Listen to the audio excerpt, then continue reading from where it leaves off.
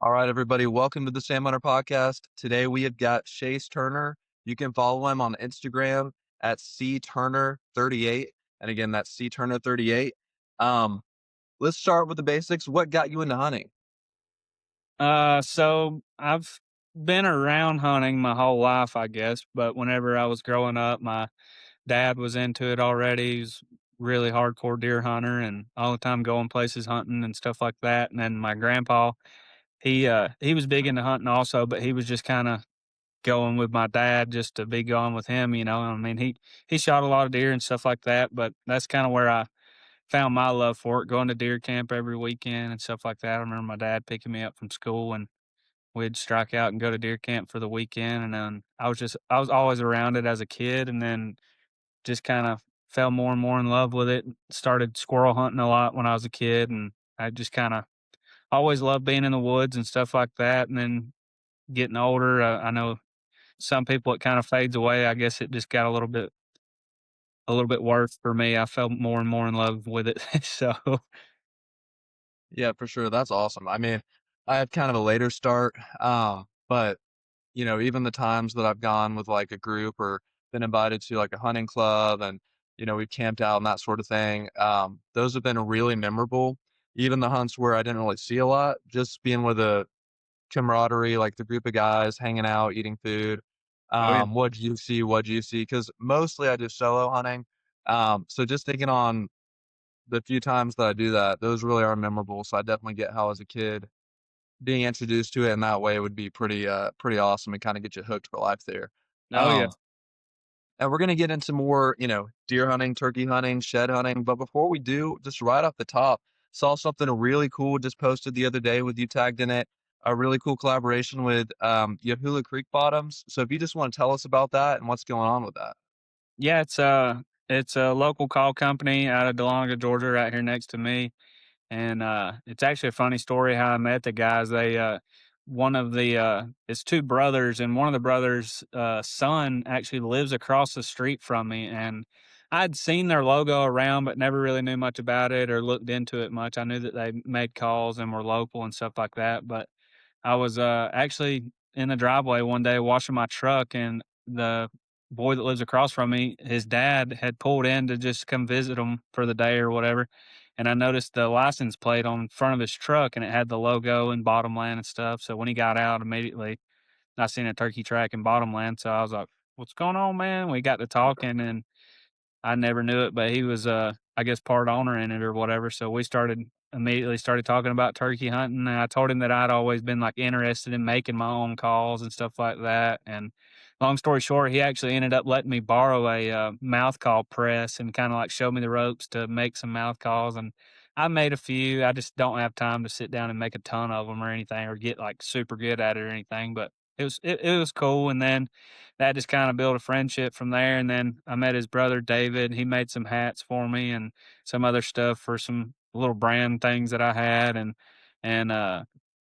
it just kind of struck out from there. We always, I guess, we just kind of hit it off from the get go. And then one day, uh, he come to me and was like, "Hey, like, what would you think about doing like like a collab and having like a signature series call with your name on it? You help us do that." And I was like, "Yeah, I mean, I think it'd be awesome." I'm a big turkey hunter, and I mean, I always thought it would be cool to have your name on a turkey call box, and kind of promote it that way. And Yeah.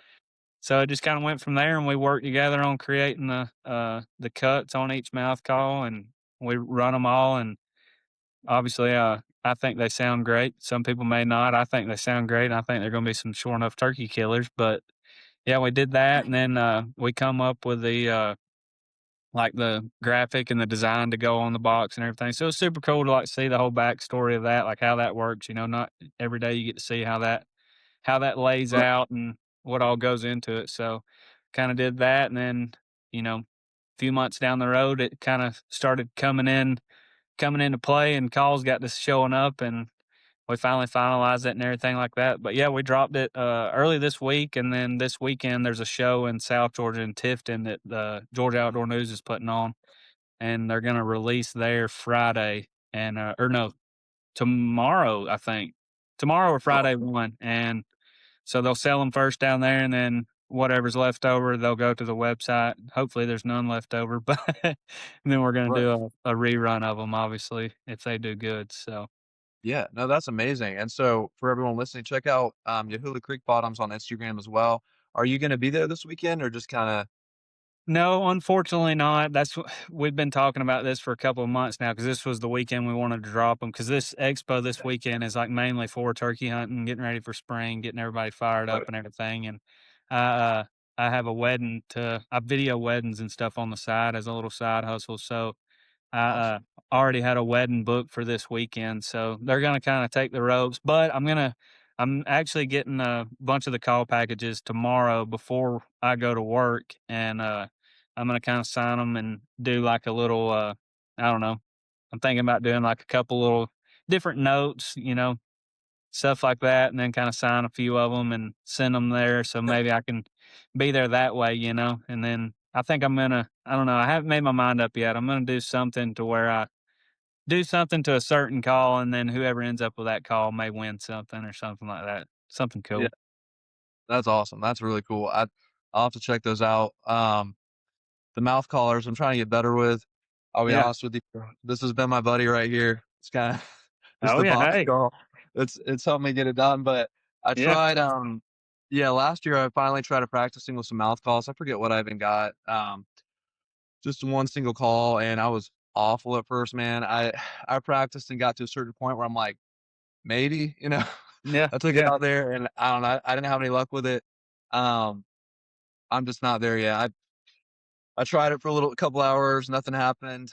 I ended up putting it down, taking back up the box call and finally had some success. Because for me, I'm just right. not there yet. I know it can take a lot of practice and, Oh, yeah. from what they posted, I've heard you're really good, and so I know those are gonna be some great calls, and like I said, I'll have to check them out, and then just keep practicing till I can get there myself.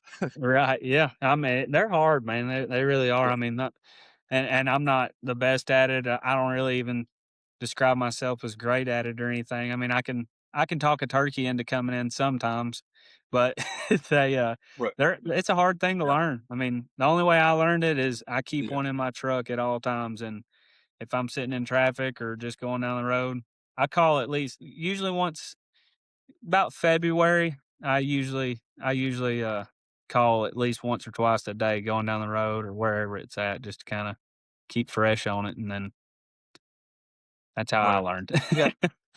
Yeah, and, speaking of that, this thing is really worn down. I was actually looking at it and I was like, "I need to order a new one right now before season comes because it's like it is so worn down, man. Like, you have to really there's almost Yeah, nothing there anymore, but, um, I'm curious how this transitions to, like, mouth calling. For that, in the beginning when I first got it and when I first started turkey hunting, when I would do the really high pitched stuff, I could get some responses, didn't really have a lot coming in. But when I learned to slow it down, it kinda that, like, I don't know what the word like a rusty, like, more rusty, like, just kind of, I don't know, nasty or something, but that's not really it's just yeah, like like a almost a more raspy. rusty Yeah, Thank you. That's the word, yeah, yeah, raspy.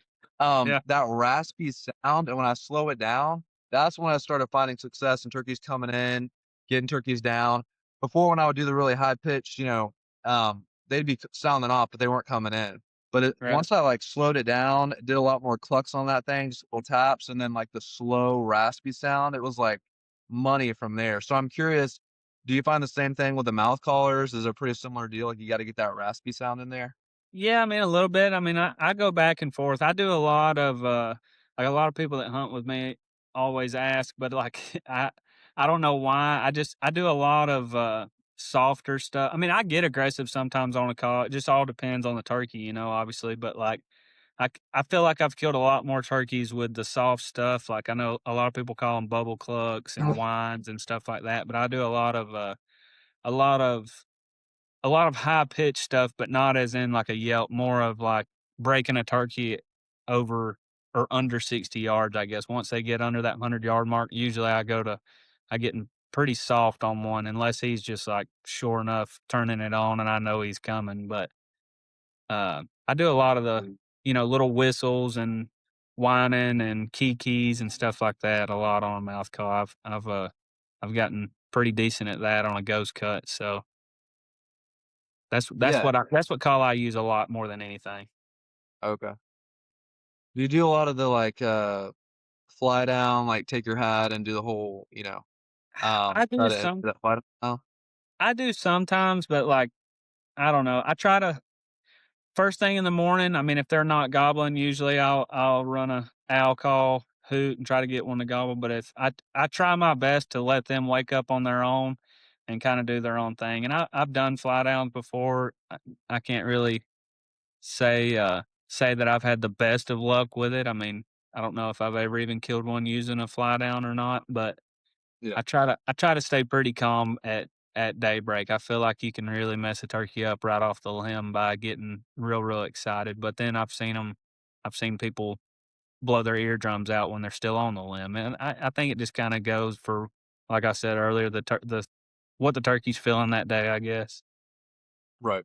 For sure. Yeah, I've tried it a little bit. Not sure how much of that really played into it, but just curious because I've seen, Oh yeah, some videos on that, and some people take it like it's a really big deal for them, and I don't know what I'm doing. I'm taking my hat and just going crazy and oh yeah. hoping it works, but The um, the best way to learn turkey hunting, and I've still not learned it, obviously, but the best way to learn turkey hunting, I tell everybody if we ever get to, like, talking about it at work or anything like that, the best thing is to make mistakes and figure it yeah, out that way. I mean, that's the best way to learn turkey hunting is just go, try something. If it don't work, then you know that but saying that, you may do something that don't work, and you go back the next morning and do the same exact thing, and he come running into 15 yards, and you shoot him.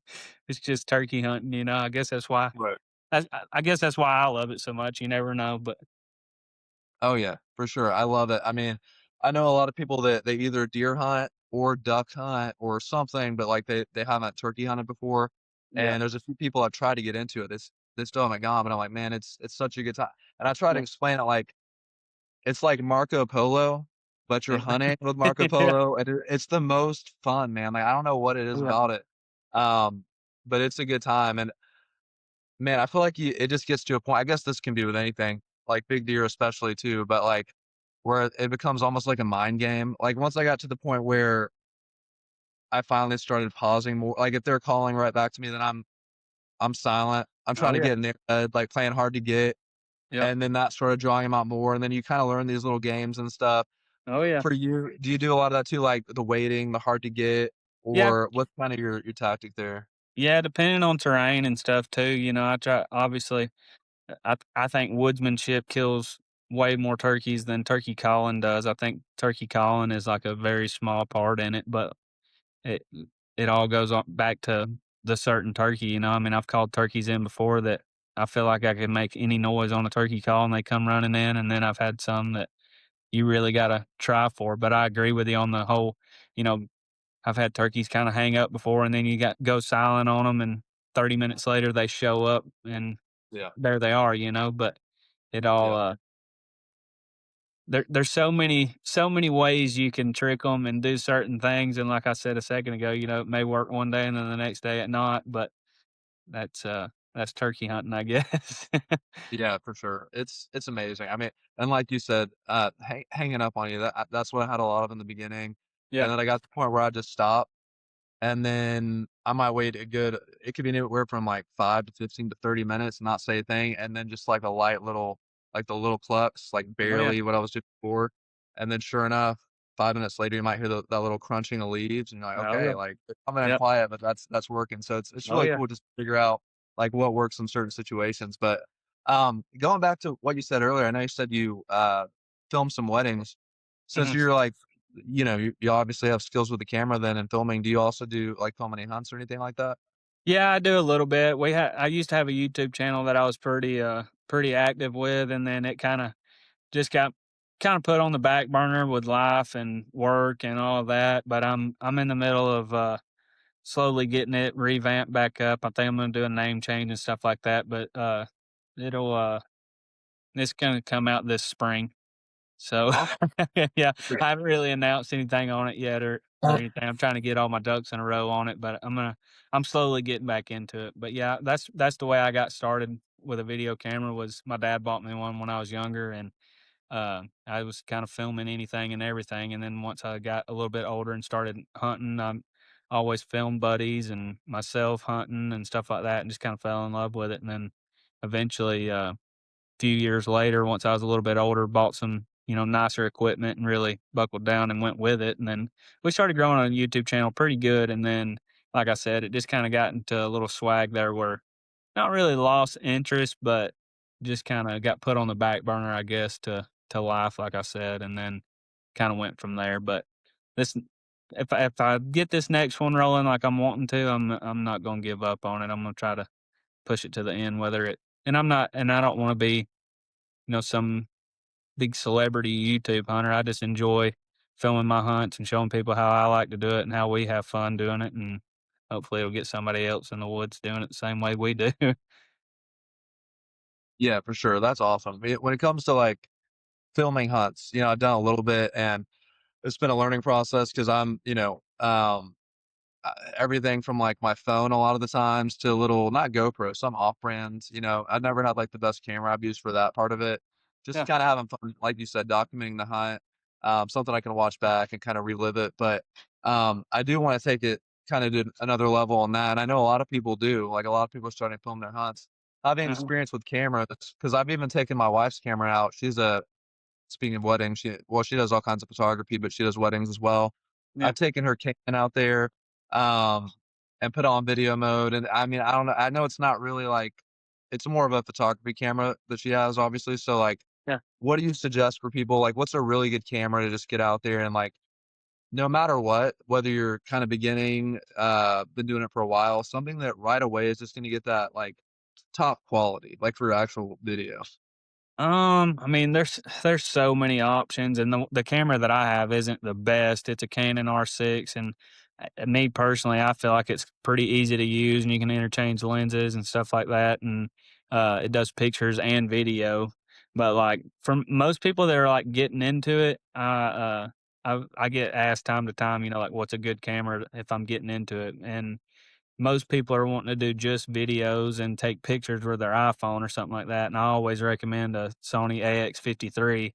It's just a really good Okay. camera, and, it's a good Yeah. camcorder. It's really easy to use, puts out really good footage, 4K, and, uh, I think a lot of the YouTube guys now, like Dave Owens and them, I think that's what they use, and, uh, it's just a good all-around camera, and, and if you're wanting to up your game, I mean, there's 1,000 different options. I know a bunch of guys that use really, really, really expensive rigs that do it for a full-time job every day, and then some people like me that kinda use it as a side hustle and for hunting and stuff, and it's like the Canon R6, like a Sony A7 III, stuff like that. That's Right. I guess you would call it like a beginner stage to the Yeah. mirrorless cameras and stuff. I'm Is not super good with cameras and stuff though, like settings-wise and what's is better than that others. the Canon R6, is that this may be a whole different thing because I don't know my cameras either, but, like or, like, even, like, you being a, wedding I promise you, you know more than me by far, but, like, is the Canon R6, is that, like, the Rebel or a whole different thing? It's a different. I Okay. mean, well, I think it's yeah, I have it sitting right here. This is mine with a one of the smaller lenses on it, and I got a cage on it, so if I drop it, it Okay, doesn't beat it up too bad, but it's like a gotcha. smaller lens. I keep that lens on there for obviously like close up shot. It's got a fold out screen and Oh, awesome. I have a couple other different lenses for it and stuff like that that'll reach out a little bit further that I use for like turkey hunting and stuff. And then I run a DJI action camera, which is kinda like a GoPro for different Right. angles and interviews and Yeah. stuff like that, but Yeah. Yeah, that's the one I've used a little bit is the, DJI, and yeah. it's pretty good, like, for duck hunting, it was Oh, yeah. amazing, especially Yes. in the low lighting, I felt like it was better than GoPro for that low lighting. Oh, yeah, yeah, yeah, that's why I went with the DJI. I heard that it was a lot better in low light, and Yeah. it's got the wide lens too, you can capture a lot. It's really good for self filming. Oh, yeah, for sure, yeah. Um, yeah, like I said, that one's been great for duck hunting. Any situation where I've been in a blind, though, if it's, like, deer or if I'm, like, in a blind for turkey that day, it's just one of those things where it gets the whole inside of the blind, but it can't get Oh, yeah. out there, you know? So Right. that's where I'm kinda looking to switch it up with something like a main camera. Yeah. That's what I've used my wife's for before, but, just so I'm not always taking her camera, I'm trying to get something else where I can just take it and go, you know? Right, and that's the good thing about the camcorder version too, like the Sony X53. It's like you mainly got 2 buttons, which is record, and then I guess you could say 3 buttons, zoom in and zoom out, but it's just everything's right there. Like on that camera to zoom, you gotta turn the lens, and then to focus it, you gotta turn another part of the lens, you gotta mess with your lighting, and if you shoot in Right. manual, it shoots slow-mo and all of that. Like, I feel like the camcorder for, like, a beginner, I feel like personally you'd be better off doing something like that and then using, Yeah. I mean, phones this day and time take crazy good pictures, so Yeah, they really and do. then if you like it, obviously go bigger or step deeper off into it, but to start off, you can get those AX-53s for under $1,000, I think.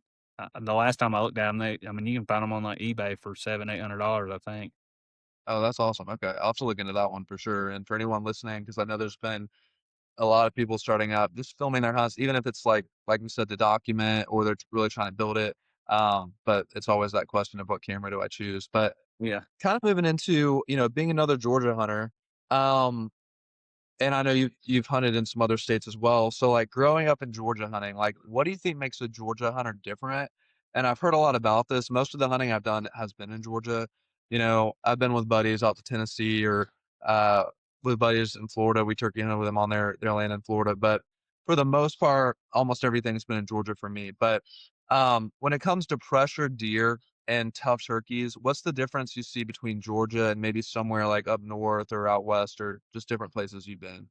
I mean, from my experience, I guess, like, I do a lot of suburban hunting and stuff, so I guess that's kinda, like, what I'm known for, because I live close to it, and I've hunted the suburbs a lot, and I like chasing big deer, and you have a lot better chances of shooting a bigger deer in the suburbs, but, like, I've hunted down South Georgia too, but just I guess, like, uh the different land, just I mean, you go up north and you have the big ag fields and stuff like that, which you can find some of that down in South Georgia too, but and then the hunting pressure and all too. I mean, there's a lot of hunters up north too, but I not more serious hunters, I guess I shouldn't say, but like I guess they're more scattered out. I feel like you go down to South Georgia and every other dirt road has 5 deer camps on it, and Yeah. they just a lot more compact, I guess. I guess that's the word I'm looking for. And then turkey wise, I, I don't not to start an argument or anything, but I feel like if you can kill turkeys in Georgia consistently, you can kind of kill them anywhere.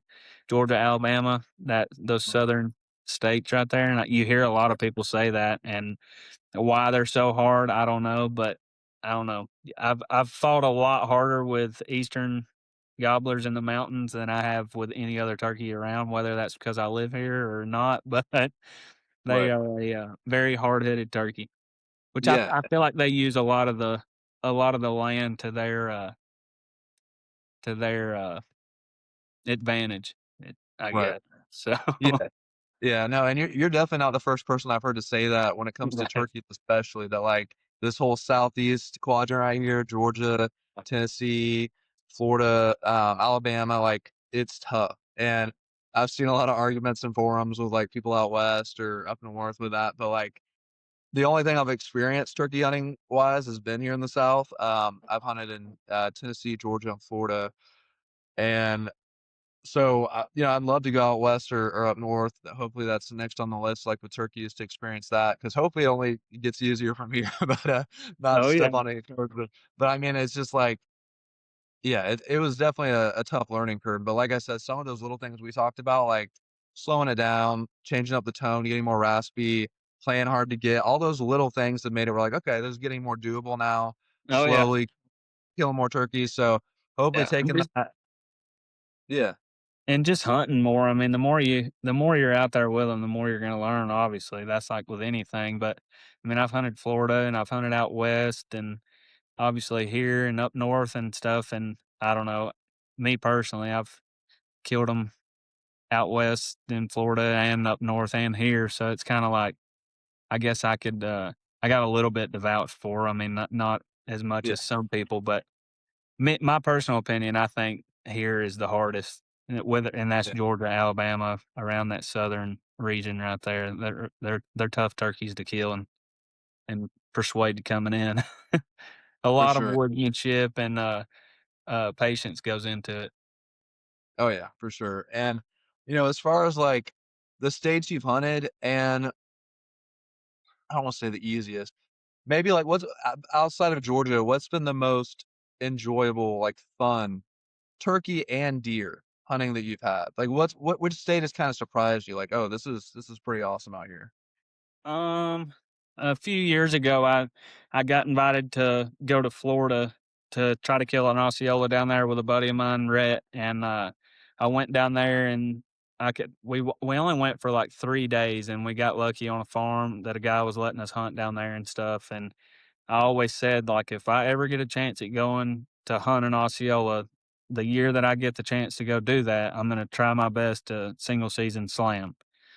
And so we went that year, and I got lucky and killed down there. So as soon as I killed my Osceola there, and it was a blast. We had an awesome time down there. And as soon as I killed there, I immediately my brain clicked into like, all right, I've got to figure out where I'm killing my Rio and my Mario at.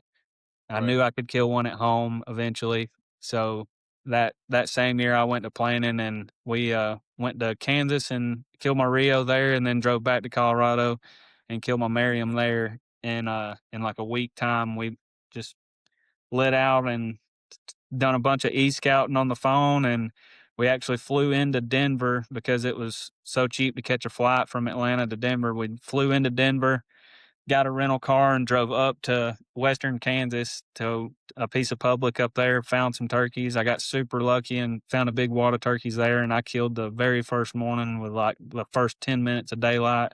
And then I had my buddy Levi was with me, and obviously we was trying to get him one also. So I think we struggled for a day or so in Kansas, ended up getting him one, and then we hauled butt to Colorado and had like 2 days to get it done there, and we ended up shooting one there on the last day. But we shot the Merriams in like it was like 10,000 something feet of elevation, and the mountains across from us were snow capped. And I would say that was definitely my favorite turkey season. I guess not even just that hunt, but just the way it all laid out. We watched a lot of turkeys flop that year, and just the yeah. scenery that goes along with it, and the traveling. I love that part of turkey hunting and seeing them do different things in different places, and it was a blast.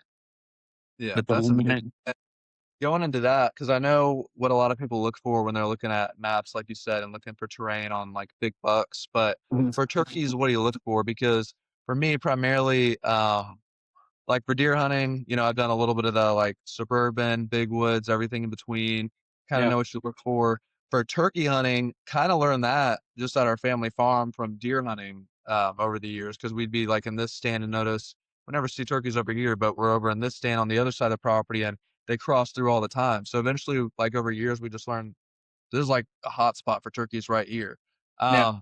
And so we kind of zeroed in where they're at on the family farm, just from like years of deer hunting. But when you're going like out west or up north, and you're just like scouting, a lot of people kind of know what you look for a buck. But what do you? Is it different? Like, what do you look for a turkey out there?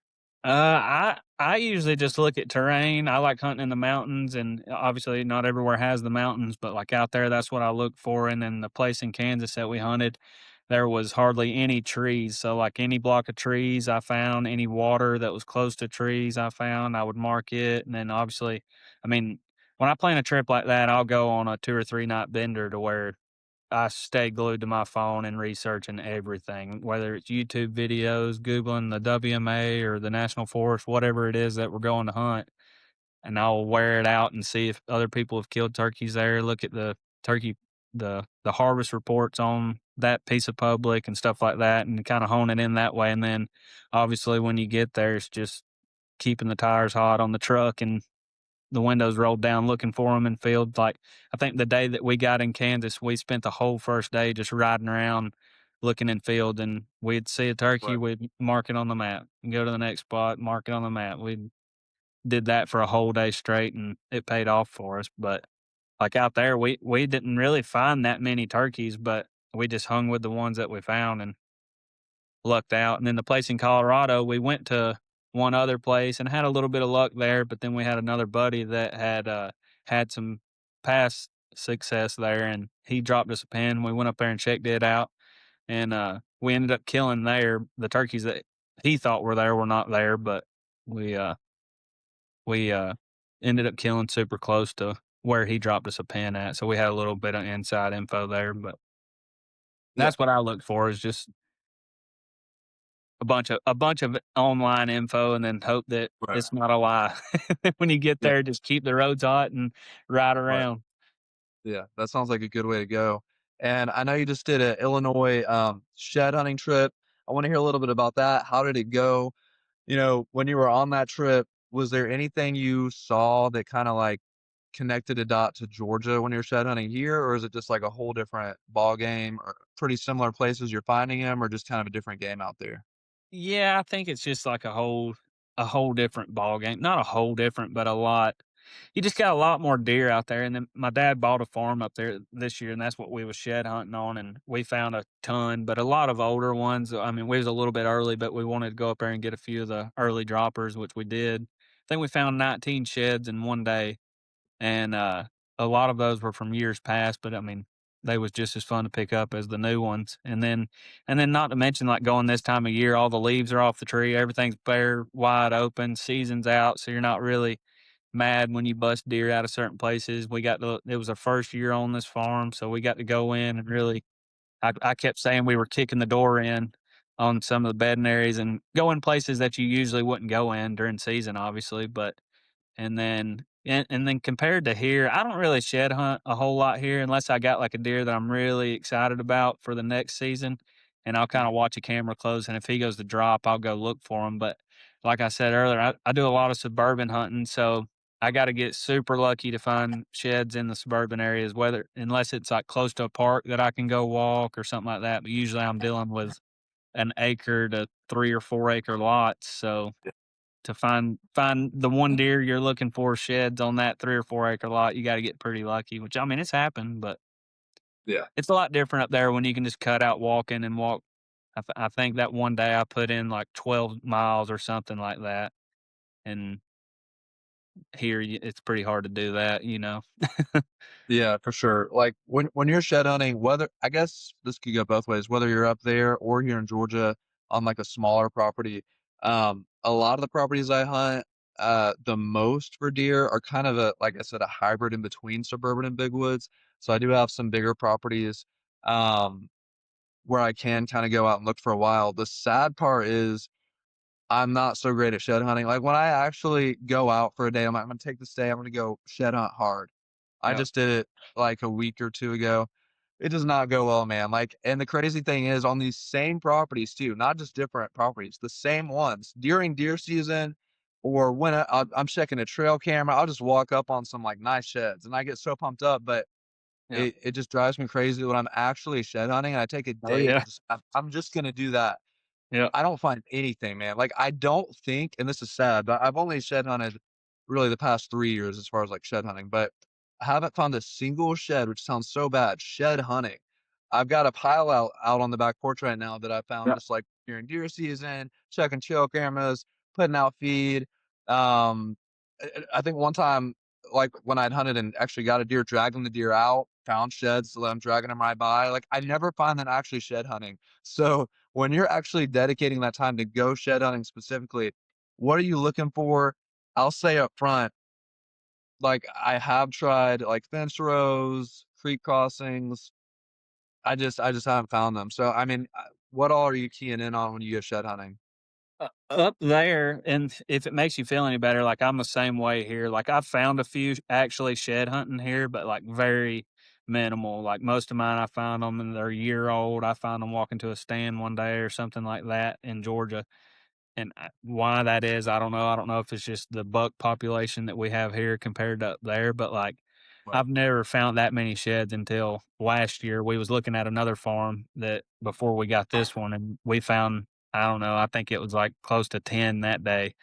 But up there, I mean, it's just a lot different up there deer wise, like habitat wise and just deer actually being deer. Like I feel like here you have a lot better of a chance of a deer just doing some complete randomness than up there you've got bedding and then you've got food. And like this time of year that's what pattern they're on is bed to food. I mean that's what they're doing every day. They're eating, going back to bed, moseying around, going back to eat, going back to bed.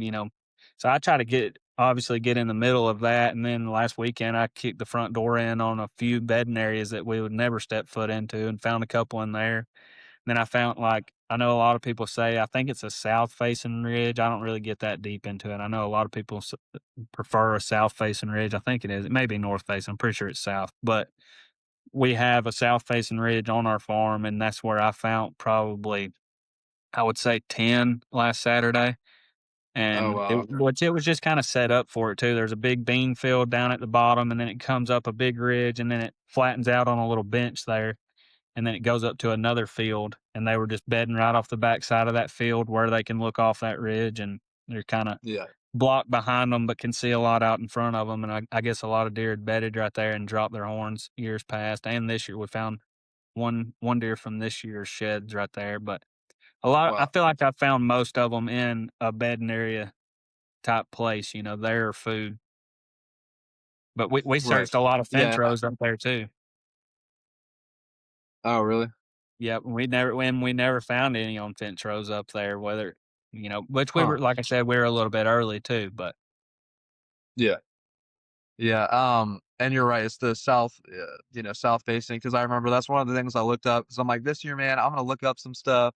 I'm gonna yep, go hard," and I did all the things, looked along fence lines, creek crossings, uh, yeah, the south facing slopes, all the stuff, and I found some really good beds where I was like, I mean, there was one in particular, man, where I just got, like, almost chills because there's one buck that I've been after for, I think this will be year 5 coming up, and, yeah, I've just always it's just killed me, like, wondering like, I've always had a pretty yep, good idea, but it's like then I second guess myself as the and like, maybe it's this spot, and I'm looking, and like, walked up on this bed, and it was on a south-facing slope, and I just the way it looked in there, and I can't explain it, but I got chills, and I was like, "Man, I could just oh yeah, imagine." Like, I almost feel like this is it. So I'm yep, looking all in that thing, like, crawling around trying to find these sheds, and man, nowhere to be found. I found some really good, rub lines too, like, yeah, some insane rub lines where it just goes all the way up a ridge or something, all these different rubs, different sizes. I'm like, "I know I'm gonna find a shed here." It may not be him, right, but, like, I'm gonna find oh yeah, something, a forky or, like, something. And oh dude, yeah, nothing. But I don't know what it is. I'm like, not near the rub lines, not near the fence lines. And I yep, mean, I will say a lot of the properties I have been blessed that, like, a lot of my permission properties have very, very like, there's some open areas, some in between, and some very thick, just nasty, nasty areas, yep, briars everywhere, stuff they can hide and get old in. So I tried to get into more of that stuff this year too, but it's yeah, tough to look through that stuff, when you're oh yeah, looking through, like, briars where even in this time of year, like, where you can barely move and it's that bad now, it's just, like, the thickest, nastiest, and maybe that's part of it. It's like there's so many areas like that around here that if right. they drop it in that, man, it's like trying to look for a needle in a haystack or something. Oh, yeah, and, like, privet thickets too, I know we found a few in those just because I think they're, like, the first thing that comes green of the spring, so, like, I feel like a lot of deer move to that and go to eating, and, we've found a decent amount in privet thickets like that here in Georgia and up there, but, yeah, Yeah, it's that's why I like shed hunting too, like, that's another plus to it, I guess, is, like, it's after deer season, like I said earlier. Like, I had this one section on our farm that I did not touch since my dad bought it last year, and I was super excited to dive off into it, and I was like you was talking a second ago, I got in there and started finding some massive rubs and a bunch of beds, and I'm like, "Alright, this is where they were at whenever they were missing," and, it's kinda connect the dots, knowing where I'm hanging right. some stands at, it come summertime. Oh, yeah, for sure, and, actually, something you said earlier, I forgot I was gonna go back to. Or I know we talked earlier today, and you had said, you're a lineman, and I was thinking about permissions and stuff. And we have like I said, our family farm. It's a couple hours out. Most of the hunting I do is around here, um, but we do have a family farm out in Polk County, and like I said, really good turkey hunting property. Um, we do have like a power line that kind of goes through a part of it, and so I was Mhm. thinking about it. Does that kind of help you out, like for you and in your occupation? Do you kind of like find ways to get more, like, power line permissions as well? Has that helped you out a little bit? No, I have used my job to get permission before just because of, like, we work a lot in the suburbs, but, like, Yeah. strictly on big power lines and stuff like that. We don't have many of them where I live. I mean, we have power lines right of ways that cut through the woods and stuff like Right. that, but there's still usually pretty small parcels down that way and stuff. So, but I have done jobs next to houses, and whether I ask while I'm at work, if I get lucky and a landowner comes out or a homeowner, whatever, comes out, I've talked to them and got permission that way, or if I'm just working close somewhere and I see a deer or see a good looking spot, I'll kind of put it in the memory bank or mark it on Onyx and know that I'm coming back to it, you know? Yeah, for sure. And speaking of, I know you said you guys found a lot of sheds when you went to Illinois. Was there anything you found that you guys are super pumped up about? Like, oh, this is gonna be like you found just like a monster set. Anything you're pretty excited about? Yeah, we found one. We got a deer. I called him baby twos all year, and people on my that follow me on Instagram probably remember him. I seen him multiple times this past deer season, but he's like a mainframe 10 pointer, but all he's normal all the way around, like his normal time length, but you know, a deer usually their G2s are taller than all the other tines, but he's got like regular size big tines all the way to the ends of his beams, but his G2s are like that big. They're like the size of they literally look like your pinky.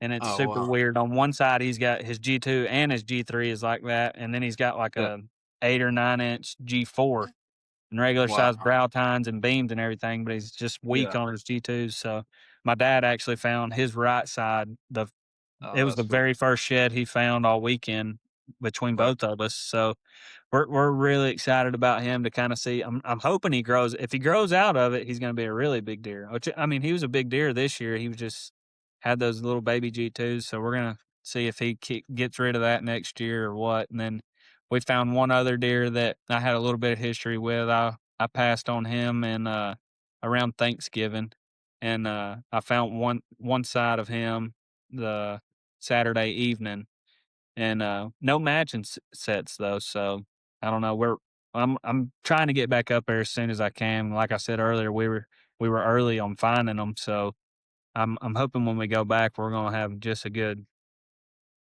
success rate, I guess, so I'm excited to get back up there and keep looking. And Yeah, then for sure. I have one other deer that I'm excited to hopefully find his sides, but it's all hit or miss. We haven't had pictures of him in a while, so I don't know if we're gonna have much luck finding his or not, but may get lucky and stumble across him. Yeah. And, going kinda going back to Georgia, looking through your stuff, man, you killed a lot of big deer as well. What's one deer out of all of them? I know that's hard sometimes, but, like, to pull Yeah. back to memory, one deer that, like, just meant maybe the most to you or just had the craziest story, maybe it was the biggest deer you took, but just kind of a walkthrough of, like, your hunt for that deer, how many years, was it a lot of history, was it just in the moment? What's like if somebody said, "What's that one deer that just first pops in your mind?" What's kind of the story of that deer that you took in Georgia? The one I guess that means the most to me, I guess, is the deer I shot 2 years ago. He was, just a monster frame. I think he went 167, and it just that year, I hunted my butt off for him, and it was like it had just gotten to the point where I was like, "Is this deer, like, even real?" Like, I keep getting pictures of him, but I've never seen him, and just a lot of just odd and end stuff kept happening, whether the landowner was seeing him after I left, and then I knew of other people hunting him. I tried to kinda stay discreet, and then the morning I shot him, it was just like he come in and I had the camera on him and everything, and then, like, as I'm drawing back, the camera battery dies. I didn't charge him the night before because I was supposed to go to work that morning and, like, Yeah. super long story short, obviously, but, like, whenever the arrow was released on that deer and I watched him fall at, like, 50 yards, I was just like I was through the roof. I mean, and I'm through the roof on all of them, but that one, I don't know why it just really sticks with me. Plus, he's my biggest Sure. to this date. I don't know if that has anything to do with it or not, but Oh, yeah. he, You said 167? yeah, yeah. That's a monster, man, like, that's incredible, yeah, my best Georgia deer was taken this year, it's, actually the one behind me, but he was the taxidermist rough scored him at 153, Heck yeah.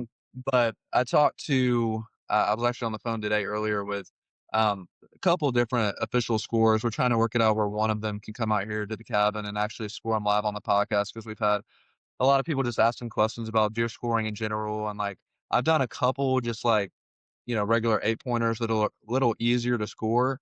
Yeah. For him, he has a little bit of trash and different things that I don't really know exactly Right. how to do that. So I'm Oh, yeah. trying to get one out here and kind of go through just how to score a deer, and then in the process of that, get to learn what he officially scores. Oh, yeah. Um, but, there's something about those moments, man, like and I don't know if you've had a similar situation like this, but for that deer in particular, this year, it was one of my new permissions, and it was really a random, like, I can't say too much without, I guess, giving away for some people around here, like, the area where it is, but, like, it was an area where you just wouldn't think to ask that, Right. and I think for a couple years I passed it, and I was like, something just tells me, like, there's gotta Oh, be a yeah. big one, but, like, I That's don't where they know. are. Right, but it's like, I don't know if this person would ever say yes kind of thing, and Yeah. then, like, finally, like, "Okay, you know what?" So I asked him and ended up being the nicest guy, was one of the easiest yeses I've ever gotten. I'm like, "Are you kidding me?" And then, but, like, in the beginning, there was an okay deer that I'm like, "I think he'll be good in a couple years," but other than that, I wasn't seeing much. And then right before I got so I killed him October 27th. Leading up to that week leading up to it, I I hadn't been seeing much at all, and I started having all kinds of bucks the week leading up to him coming. So, like, spikes, forkies, little sixes, just a bunch of little bucks, but so many of them that it was like, "Dude, what is happening?" And Mhm. finally, no, I don't think I had a doe pick that I can remember, like, I know there's a hot doe in the area because Yep. there is no way that, like, I went from almost nothing over there to, like, there's 20 bucks now running around, they're all small, but where do they all come from? So I'm like, Oh, yeah. "Something's up." Yep. Um, and then but before that had happened, it had slowed down so much, I texted a buddy, and the one that I told you I've been after for 5 years, I was really considering taking all my cameras from every all the properties I have and just moving them to that one Yeah. property area and saying, "I'm gonna go all in on it." Oh, And I yeah. was so close to doing that, and I texted this one buddy, I just, like he runs a lot of cameras too, so I just wanna ask his thoughts, and he was like, "Dude, don't do it." He was like, "We're about to hit that, like we're about to hit that pre-rut. Do Mhm. not pull your you got them so spread out, leave it like that. You never know, a monster you've never seen could walk up, Oh, this yeah. could happen, that could happen." And sure enough, I had seen this deer, but never over there, like, this was a good distance, so it's kinda weird that it wasn't, like, the rut. Like, it'd make Mhm. more sense if it was November 14th around here and he had done what he did, but October 27th, it just brings some question marks, but he moved a good ways even there in that pre-rut. Yeah. Um, and the day I got him, I saw the doe. Hadn't seen her on camera, but she was the first one out right in front of me, and I'm like, "Oh, that's why they're all here." Oh, And then yeah. he came running out after her, and it kinda went Yep. from there, but have Is you that ever when had a you tell him? situation like that where you maybe, like, debated, "There's this one deer, I don't know, maybe I should just take all my cameras, put everything on him," but then, like, you held back and something else came, or just kinda those I know there's a lot of situations where, like, your mind is set on something. I know it's happened to me a lot, and then something else comes and your whole it's like, "Whoa." Like, Oh, yeah. complete 3 Yeah. Yeah. Yeah, I mean, this year up in Illinois, there was this we'd scouted the whole farm like pretty good and had pretty good intel on what kind of bucks were living on us and passing through and stuff like that. And I had one deer that I was really wanting to get after, and I was just kind of waiting on the right time to go in there or whatever. And there was like one little section on the back of our farm. It was just a little bitty field. It's actually the field that's below where I found all the sheds at, and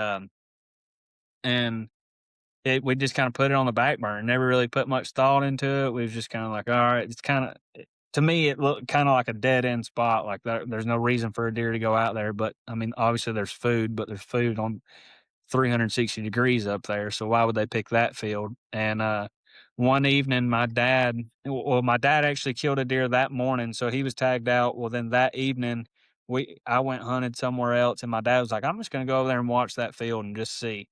And that night, my dad seen like it was like 60 something deer just from where he glassed at in that one field. And he come back to camp like freaking out. He was like, "There's a giant that keeps coming into that field." Like he entered the field 2 or 3 different times this evening. Like, we got to move some stuff over there.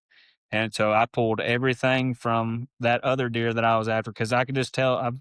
I mean, obviously, I know my dad and the way he was acting that night. He's like, "I'm telling you, there's a giant over here," and he's a big framed 8 pointer. Like, so obviously, I started moving cameras around that next day, and I poured them all over there, and, we ended up getting pictures of him. It was pretty cool. There's a gate in the middle of the field on a fence, and the, uh the farmer over there kept leaving that gate open, and all of those deer were pinching at that gate for whatever Uh, reason. They would all pinch at it. So I hung a camera on it and started immediately getting pictures of him. And I ended up chasing that deer all season. And then my last trip up there, it was on the last evening. I kept kind of checking check boxes on him, figuring him out, slowly figuring him out, kind of figuring out what he was doing. And then I watched him like 2 or 3 evenings in a row out in this field and just never could get close enough to him.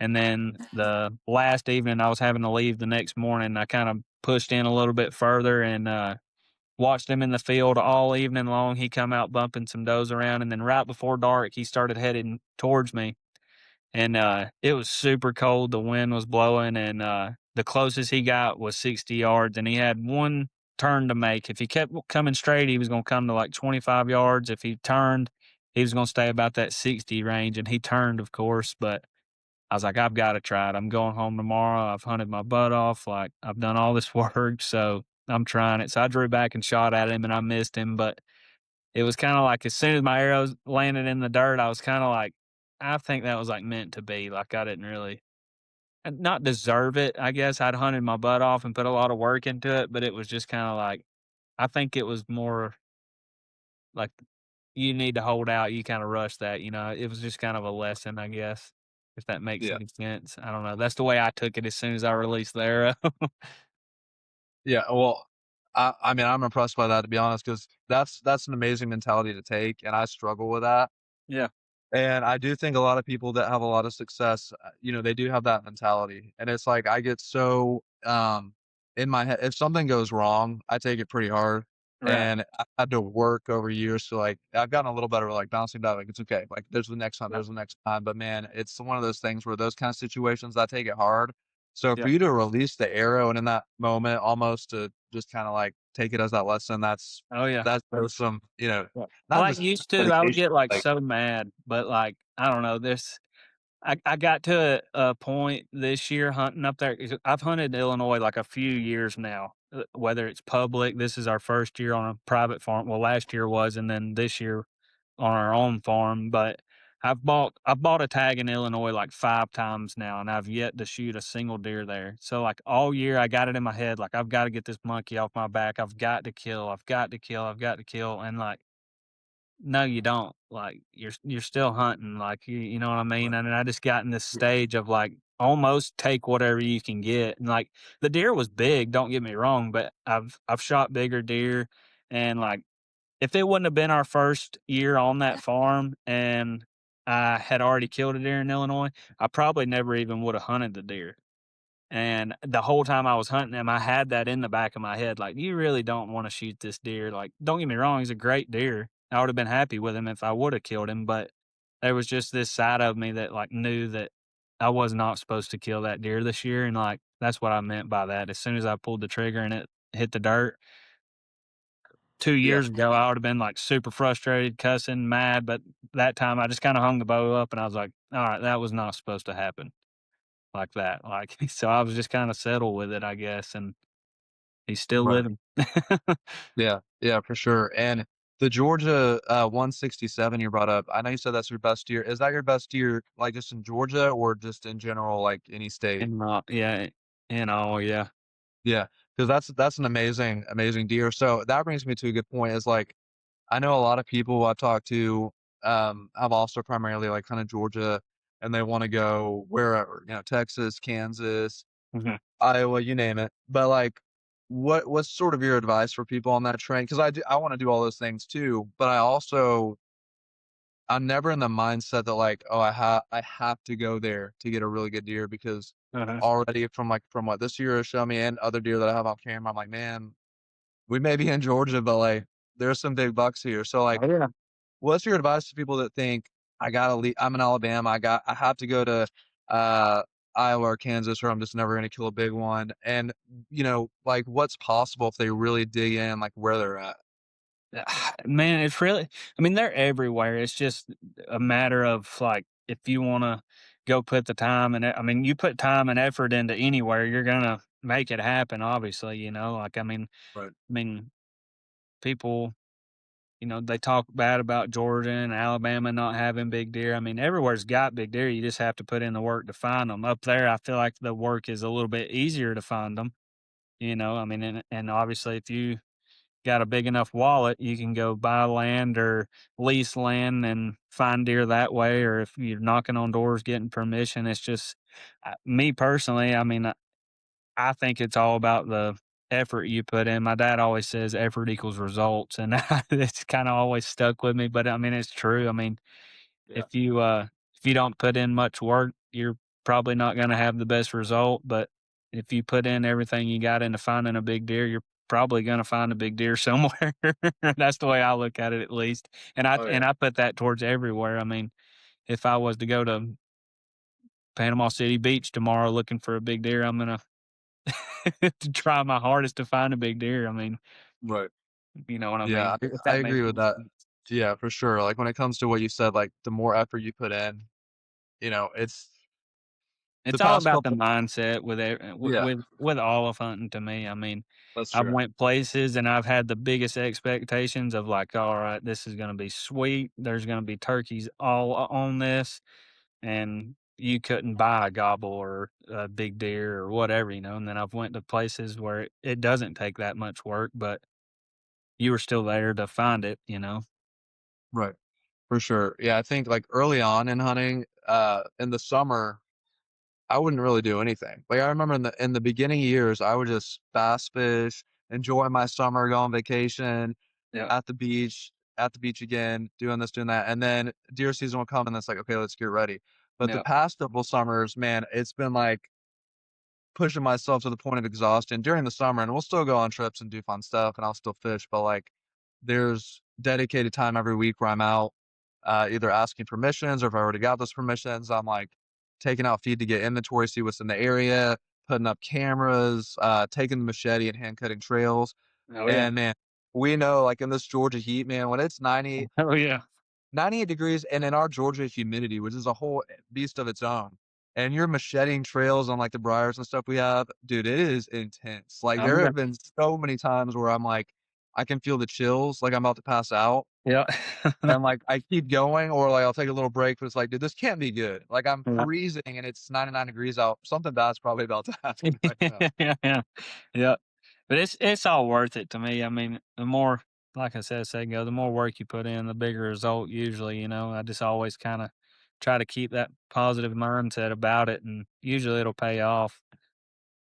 For sure. I agree Whether with it's that. knocking doors or anything, like, I mean, I've had people, you know, I hate hearing somebody be like, "You're lucky," or "You got a horseshoe," or whatever. I'm like, "Dude, I was, like, in the summertime when you was kicked up at the beach or at the pool, I was I would done had 3 miles in that morning scouting or Right. hanging cameras or deer stands, like, I've been prepping Yeah, for this. And I mean, yeah, there's luck involved, but there's a lot of work that was involved also, but I for don't know, sure. that's something Yeah. that's always kinda not made me mad, but it's just kinda Yeah. irritating. You finally kill that deer you've been hunting your butt off and putting in the work for, and then you got one guy that's like, "You got a horseshoe up your butt." And I'm Yeah. like, Yeah. There's a couple buddies that, like, I've hunted at hunting clubs with and stuff, and the last, I guess, few seasons, I've started to get some better bucks and stuff, and like I said, it's when I've been putting in that harder work in the summer. But this one, buddy in particular, he's texting me every year when I send a deer to, like, a group picture, like, "I just got the," like, "I hate you." Like, every time we're like, "Man, yeah, I really hate you now," or whatever. But it's like, especially for this one, and I put it, I actually wrote about this in a GON magazine it was in, is like, this summer, the closest I've ever been, like, in pure torture and torment, about to pass out, was the place where I killed him, where I wasn't even sure if, like, there was an mhm, I just thought, "There's gotta be a big buck back there, maybe," but, like, it's kinda like, I don't know. But that's the place where I remember I was taking the machete, going through briars and stuff, 98 or 99 degrees, pouring sweat, started to get chills, and then I'll never forget this, 'cause I started with my right arm because 'cause I'm right-handed, and I just remember at one point, I don't even think I swung that hard, but, like, I mean, I was swinging pretty hard, but at one point, I just felt it go. Like, I don't know what happened. My tricep just felt like it was gone. And I was, like, freaking out. I can't move my arm, and, like, yeah, something is wrong. And I think a lot of people would have left right then, but I'm like, right. I was almost done with the trail, so I gotta Yeah, finish this trail. So I took it in the left arm, and dude, I just kept going. When yeah, I finally left, couldn't even feel my right arm. I remember I went to Quick Trip, or some gas station. I bought just an ungodly amount of Gatorades, just like yeah. tore into the Gatorades. And it was insane, man, but that's the what was so cool and rewarding to me is, like, the day I Oh, yeah. killed him, that's the trail that I took, the one that I'd macheted out, and that spot, I'd only hunted it this was only the 2nd time all season because I just wasn't seeing a lot in there, but I took that same trail in there, and, like, it didn't hit me then, but it hit me later, like, wow, like, if I had left that day and then just never Yeah. gone back or just not macheted that trail, I don't think I get to the blind that day without him seeing me, but it Oh, was yeah. like the reason I did it is it goes way behind all the open stuff, and it was a pain, you Yeah. gotta curve around everything, but Yep. that's literally, I think, the only thing that kept him from seeing me that day, so, Yep, like you paid it said, on. yeah, it's the hard work for sure that you do that kinda makes those moments and then makes Right. them so much more worth it when it actually happens. Oh, yeah. That's like this year, man, I use this little story a lot, but, with me and some buddies and my dad, we'd been in Illinois for a few days, and then, it was like Sunday night or Monday night one, or Monday or Sunday during the day, and we'd hunted that morning, and then we was getting ready to, uh, leave and go home.